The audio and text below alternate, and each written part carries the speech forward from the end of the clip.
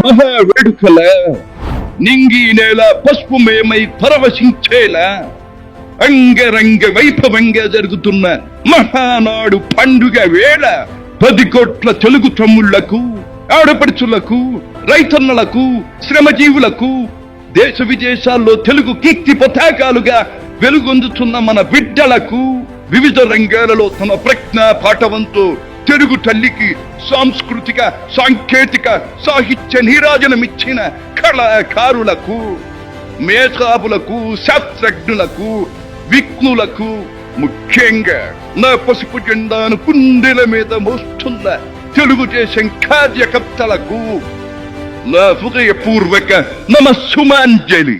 సరిగ్గా 43 ఏళ్లయింది నా తెలుగు వారి కోసం, నా తెలుగు జాతి ఆత్మ గౌరవం నిలపడం కోసం తెలుగుదేశం పార్టీ స్థాపించి. నేను స్థాపించాను అనే కన్నా పుట్టింది అనాలేము. ఎందుకంటే ఆనాడు కార్మికుడి చెమట నుంచి, కర్షకుల రక్తం నుంచి, చాడిత పీడిత ప్రజల బాధ నుంచి పుట్టింది తెలుగుదేశం. కులమత వర్గాలకు అతీతమైన నవ సమాజానికి సరైన నిర్వచనం చెప్పేందుకే తెలుగుదేశం పుట్టింది. పేదకు కనీస అవసరాలైన పూటకు పక్కెడన్నము, తన దాచుకోవడానికి పక్కా ఇల్లు, గౌరవం నిలుపుకోవడానికి ఒంటి మీద వస్త్రం, వీటితో పాటు రైతన్నల సంక్షేమం, ఆడపడుచుల అభ్యుదయం, బలహీన వర్గాలకు పాలనాధికారం, వీటిని అందించడం కోసం మొదలైన తెలుగుదేశం ప్రస్థానం ఆ తరువాత ఎన్నో మలుపులు తిరిగింది. కొత్త జగతికి, అపూర్వ ప్రగతికి బాటను వేసింది.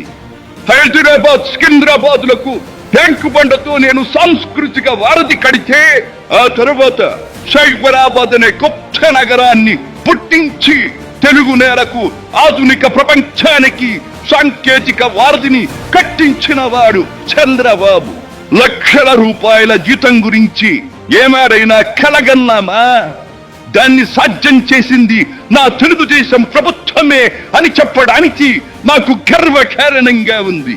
డ్వాక్రా సంఘాలతో నా ఆడపడుచులు సాధించిన ఆర్థిక స్వాతంత్ర్యం చూసి నాకు సంతృప్తిగా ఉంది.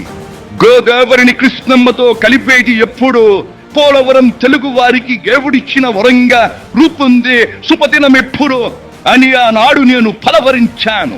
పట్టి సీమతో ఒకటి నెరవేరింది. పోలవరం పూర్తితో మరొకటి ఇంకా 2 ఏళ్లలో నెరవేరబోతోంది.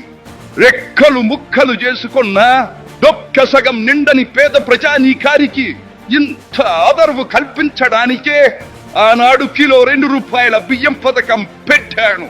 అటువంటిది P4 కార్యక్రమంతో పేదకు పేదరికం నుండి విముక్తిని కలిగించి బంగారు కుటుంబంగా తీర్చిదిద్దే చంద్రబాబు ప్రణాళిక అహో అద్భుతం, మహాద్భుతం. శాతవాహన సామ్రాజ్యానికి ఒకప్పటి రాజధాని నగరంగా బాసిల్లిన అమరావతి పేరిట నేడు నిర్మాణం జరుపుకుంటున్న ఆంధ్రుల రాజధాని నగరం దేవేంద్రుడు సైతం అసూయ పడేలా, మయూరి సైతం అప్పుల పడేలా రూపుదిద్దుకోవాలని మనసారా దీవిస్తున్నాను.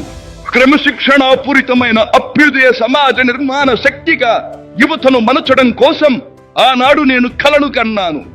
యువగణానికి ప్రాధాన్యమిచ్చి యువశక్తికి పదును పెట్టి నా కలను నేడు తీరుస్తున్నాడు నా మనవడు లోకేష్. అంతేకాదు, అధికారానికి సరైన నిర్వచనం మానవ సేవ అని ఆనాడు నేను పాటించిన నియమాన్ని నేడు గతంలో ఆచరించి పార్టీ కార్యకర్తకైనా సాధారణ పౌరుడికైనా అండగా నిలుస్తూ నా వారసత్వానికి వన్నెదిస్తున్నాడు లోకేష్. గగన సీమ నుండి ఇది చూసి అయ్యా రే ఫలా ఫలా మనవడా ఫలా అని మురిసిపోతోంది నా మనస్సు. ఈ దేశం మనది, దేశ సమైక్యతే మా సిద్ధాంతం, మా రాష్ట్రాభివృద్ధే మా దేశాభివృద్ధే మా లక్ష్యం అంటూ ఆనాడు నిత్యం నినదించేవాడి.